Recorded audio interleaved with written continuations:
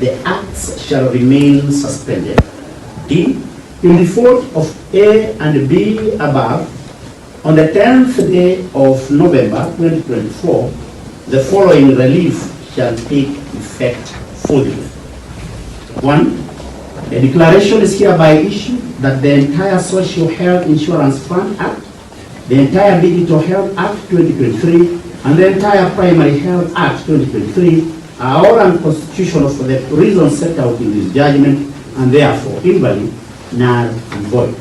Since this was a public interest litigation, we order each party to bear own costs. Tarehe 1 mwezi wa 10.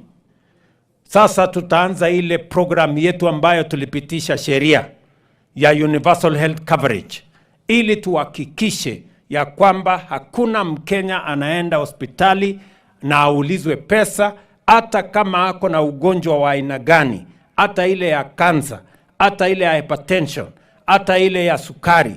Tuhakikisha kwamba every Kenyan can go to hospital, be treated, waende nyumbani, na mambo ya Universal Health Coverage ilipia hawa gharama ya hospitali.